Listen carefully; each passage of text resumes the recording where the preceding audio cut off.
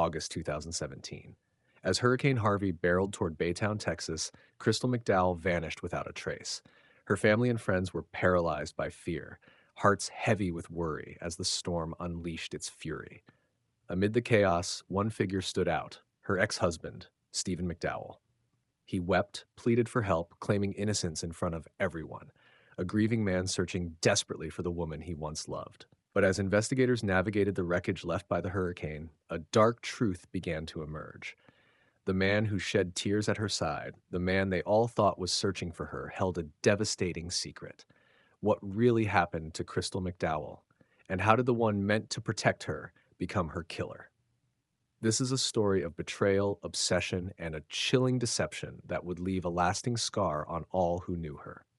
In the close-knit town of Baytown, Texas, Crystal McDowell was more than just a name. At 37, she had built a life full of meaning and purpose, a thriving career in real estate, the deep respect of her friends and family, and an unbreakable devotion to her two young children. To everyone around her, Crystal radiated warmth and a spirit that drew people in.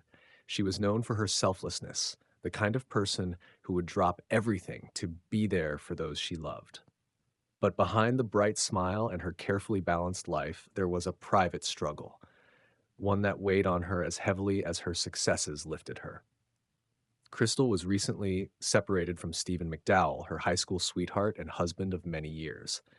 Their marriage had ended, but their lives remained intertwined as they shared custody of their children. For Crystal, this arrangement was a necessary compromise. She wanted stability for her children above all else. Stephen, however, was a different story. Known for his quiet, reserved nature, Stephen seemed to fade into the background in Baytown, overshadowed by Crystal's warmth and energy. While she rose in her career, he found himself increasingly adrift, frustrated by the divorce and his financial struggles. Friends saw flashes of his temper, and some even sensed the undercurrent of resentment building as Crystal's life flourished while his faltered. For him, watching her newfound independence seemed to heighten a deep, simmering anger. Crystal, though, was determined to make co-parenting work. She was careful with her words and actions, going out of her way to maintain peace for her children's sake. Yet, close friends noticed the cracks beneath her calm. She confided in them, admitting her worries about Stephen's erratic behavior and the toll it was taking on her. His temper had grown unpredictable, and she feared what his anger might mean for her children. Her new relationship with Paul Hargrave, a man she met through work, only seemed to stoke Stephen's bitterness. Though she kept her private life discreet, Stephen's jealousy surfaced in pointed comments and tense confrontations. In one chilling incident, Crystal's children were unexpectedly absent from school. Frantic, she reached out to Stephen, only to discover he had taken them without informing her. He said it was a way to teach her a lesson. The experience rattled her, yet she stayed silent, fearing that any escalation might hurt the children she was so determined to protect. By the summer of 2017, Crystal's concern for her safety was palpable.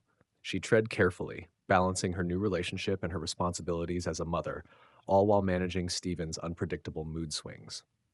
In August, she and her children were set to go on a long-awaited cruise with her family, a break she desperately needed. But Stephen's bitterness deepened as the trip approached.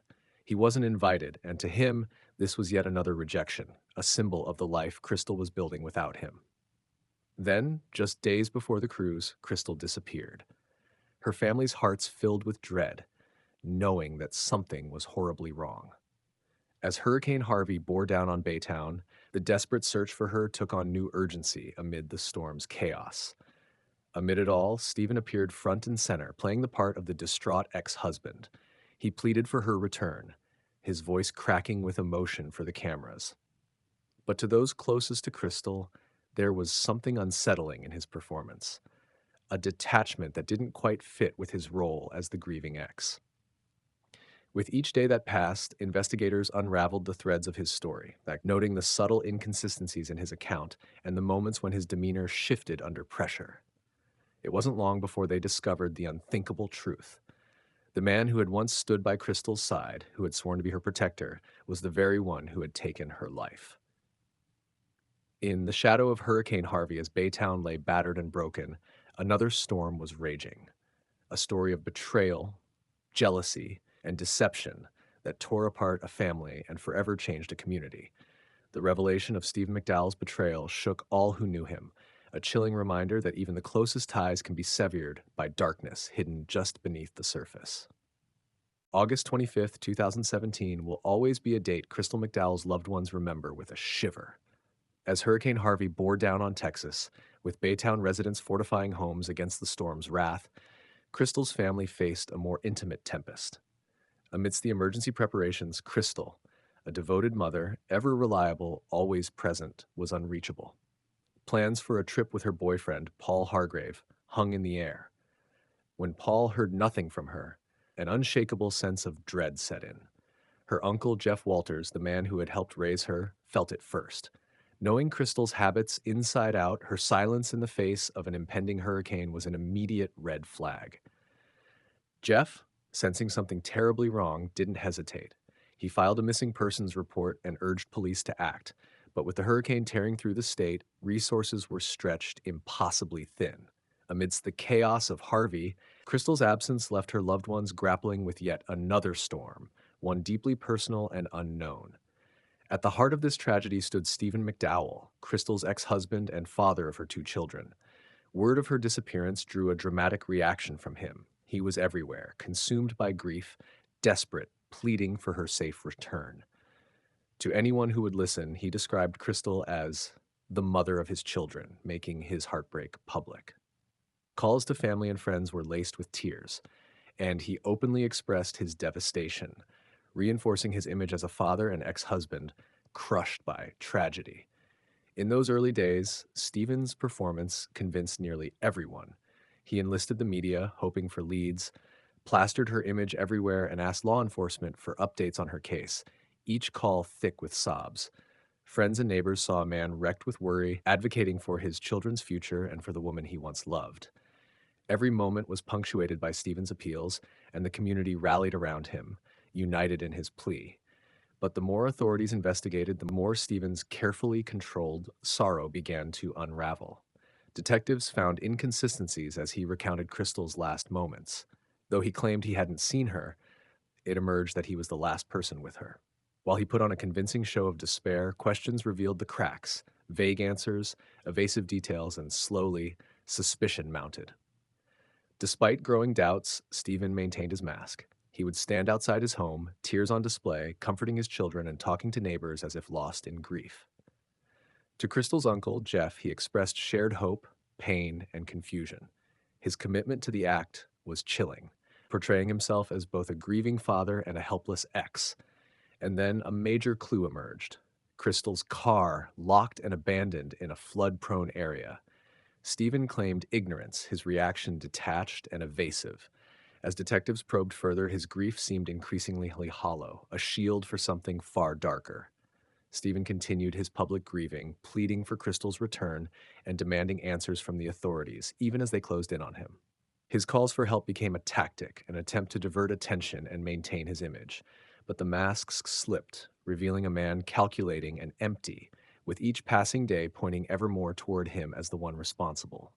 For those who trusted him, the truth was a blow that would echo long after the hurricane subsided. Stephen McDowell, father, ex-husband, grieving ex, had woven an elaborate lie, only to be exposed as the source of the very storm that shattered their lives. As the aftermath of Hurricane Harvey settled over Texas, the investigation into Crystal McDowell's disappearance intensified, and suspicion mounted around Stephen McDowell. Still acting the part of the grieving ex-husband, Stephen publicly pleaded for Crystal's safe return, his sorrow a performance that once masked the deeper truth. But detectives sensed a disturbing dissonance in his story, a facade of grief laced with inconsistencies. From the start, Stephen insisted he had no knowledge of Crystal's whereabouts, claiming she had simply vanished. Yet, as investigators pieced together her last known movements, Stephen's story began to crumble. He was, in fact, the last person to see her alive, a fact he initially withheld. Crystal had visited his home that morning to pick up their children. Why would he omit such a crucial detail? His silence about being the last to see her seemed like an attempt to evade suspicion and conceal his role in her final hours. As the investigation deepened, detectives turned to digital evidence, dissecting phone records, GPS data, and surveillance footage to map out Crystal's movements. Her phone had gone silent on the morning of August 25th, a troubling indicator that something had happened almost immediately after her arrival at Stephen's house. The discovery of her abandoned car in a flood-prone area further complicated the story. The vehicle's location made no sense. It wasn't anywhere Crystal would have logically gone, suggesting that someone else had driven it there to mislead investigators. When questioned, Stephen pretended not to know why her car would be there, yet his reaction struck detectives strangely detached, an unconvincing attempt to deflect suspicion. While Stephen maintained his vague answers, forensic evidence began filling in the blanks. Detectives scoured his home, searching for any trace that might tie him to Crystal's disappearance. Their search turned up something damning: traces of her blood. This discovery shattered Stephen's narrative. He tried to dismiss the significance, offering implausible excuses, but his words couldn't erase the blood evidence that linked him to her fate. As detectives revisited Stephen's statements, the inconsistencies only became more glaring. His emotional displays seemed rehearsed, wavering between tearful pleas and unnatural calmness. Analysis of his phone revealed another red flag: a conspicuous blackout period when he claimed to have been frantically searching for Crystal. This silence suggested he had likely turned off his device to avoid leaving a digital trail as he disposed of evidence or relocated her car. Under mounting scrutiny, Stephen's behavior grew increasingly erratic. Despite his attempts to maintain a sorrowful front, his explanations grew desperate and unconvincing. Each detail, each inconsistency, every trace of forensic evidence stripped away his facade, revealing a darker truth beneath. Detectives saw through his grieving act to the grim reality. Stephen McDowell, who had publicly mourned Crystal's loss, was the architect of her tragic end. As the investigation closed in, the case against Stephen McDowell unraveled into a stunning portrait of deception. What once looked like the desperate pleas of a grieving ex-husband morphed into a calculated web of lies aimed at derailing the truth. From false alibis to tampered evidence, Stephen's actions were meticulously designed to mislead detectives, fabricate an innocent facade, and cover his tracks in Crystal McDowell's tragic disappearance. Detectives first noted a glaring discrepancy in Stephen's alibi. He claimed to have been at work home with the children after Crystal vanished, a story meant to cement him as a devoted father with nothing to hide. But a closer look revealed cracks. Surveillance footage from local businesses contradicted his whereabouts, showing him in other locations at times he claimed to be elsewhere. His carefully curated routine crumbled, revealing he had fabricated a timeline to avoid scrutiny. The more detectives probed, the deeper Stephen's efforts to cover his tracks ran. In a startling discovery, they found he had tampered with security footage near his home, which held crucial evidence related to Crystal's car. Though much of the footage had been erased, a small portion was recovered, showing her car being abandoned in a flood-prone area. The timestamp had been altered. Stephen's attempt to obscure when the car was moved, deflecting suspicion and leading investigators down a false trail. One of Stephen's most disturbing tactics involved accessing Crystal's personal accounts. Investigators discovered he had sent texts from her phone after she'd gone missing, creating the illusion that Crystal was alive and simply taking a break. Friends and family received messages assuring them she was okay, which delayed a real investigation and cast doubt on her disappearance. This chilling move turned her own digital presence into another part of Stephen's deception. As if this weren't enough, Stephen went so far as to hire a private investigator. On the surface, it seemed like a responsible move from a concerned ex-spouse. But it was yet another scheme. Stephen used this investigator to spread misinformation. He planted false leads about Crystal's whereabouts, even suggesting that her boyfriend, Paul Hargrave, could be involved, hoping to deflect blame and throw the investigation off course. It was an elaborate distraction, one more piece in his carefully built house of cards. Publicly, Stephen crafted a role for himself as the grieving ex-husband, giving tearful interviews that depicted him as heartbroken and concerned for his children's well-being. He painted himself as a man torn by his ex-wife's disappearance, portraying the children's need for their mother to garner sympathy and deflect suspicion. This media manipulation allowed him to control the narrative, endearing himself to the public while keeping investigators focused elsewhere. But as detectives peeled back each layer of Stephen's story, the charade began to crack. Piece by piece, the weight of the evidence, his crumbling alibi, the tampered footage, and the disturbing lengths he went to manipulate Crystal's digital presence shattered his carefully constructed innocence. His actions pointed to a horrifying truth, one he could no longer hide. The grieving father, once believed to be a victim, stood revealed as the orchestrator of a dark tragedy. Stephen McDowell's mask of grief was no match for the investigators' relentless pursuit of the truth.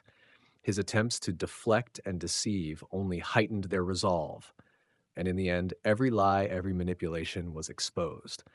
The man who had once posed as the devastated ex-husband was unmasked as Crystal's killer, his twisted attempts at cover-up finally unraveled by the truth. The tragic story of Crystal McDowell's murder began on August 25th, 2017, as Hurricane Harvey loomed over Texas. Crystal, a successful realtor and mother of two, was navigating a fresh start after her recent divorce from Stephen McDowell. That morning, she sent her boyfriend, Paul Hargrave, a message saying she was going to pick up her children from Stephen's home. It was the last time anyone would hear from her. Hours later, Stephen claimed to police that Crystal had never arrived, painting himself as a devastated ex-husband. The confusion and chaos brought by Hurricane Harvey initially diverted attention from Crystal's disappearance, while Stephen cast himself as a worried father in search of his children's mother. Then, investigators found Crystal's car abandoned in a flooded motel parking lot near Stephen's home, a discovery that only raised more questions about his version of events. In the investigation's early stages, Stephen appeared cooperative, joining searches and supplying information to police. Yet, inconsistencies in his story quickly surfaced. Surveillance footage contradicted his account of his whereabouts on the day Crystal vanished, and a forensic analysis of her phone records showed no activity after her last message to Paul, suggesting her phone had gone silent soon after arriving at Stephen's. Under mounting pressure, Stephen's account began to fracture. He failed a polygraph test, and people close to Crystal shared concerns about his controlling behavior and potential involvement in her disappearance. Finally, on September 9th, 2017, after days of intense questioning, Stephen broke down and confessed. He recounted in chilling detail how he and Crystal had argued that morning. Consumed by anger and resentment, he attacked her, strangling her with his bare hands. Coldly calculating his next steps, he placed her body in her car, drove to a secluded area, and disposed of her in the woods, hoping she would never be found. Stephen's confession led investigators to her body, hidden for over 2 weeks. The revelation sent shockwaves through the community. All the while, he had manipulated the investigation, lied to authorities, and publicly portrayed himself as a devastated ex-husband, all to deflect suspicion. During the trial, prosecutors painted a clear picture of Stephen's premeditated crime. Forensic evidence, including the absence of defensive wounds on Crystal, indicated a deliberate act rather than a momentary lapse. His attempts to create an alibi and manipulate the investigation added weight to the prosecution's case. The defense argued that the murder was a crime of passion, fueled by unresolved tensions, but the evidence told another story. This was a planned, brutal act of control. After hours of deliberation, the jury returned a guilty verdict, convicting Stephen McDowell of first-degree murder. In 2018, he was sentenced to 50 years in prison. His actions left a permanent scar on his children, now without their mother and facing a difficult future. Crystal's murder left an indelible mark on her loved ones and her community, forever changing their perception of someone they had once trusted. Her story serves as a stark reminder of the danger of unchecked rage and manipulation. Though Stephen's confession provided the closure her family needed, it came at an unimaginable cost. Crystal's memory now lives on as a symbol of strength as friends, family, and community members honor her legacy while grappling with the profound loss left in her wake. Reflecting on Crystal McDowell's tragic story, we're left with hard questions about recognizing danger in relationships that seem ordinary. Stephen McDowell's actions weren't just acts of sudden rage. They were the final link in a chain of manipulation and control.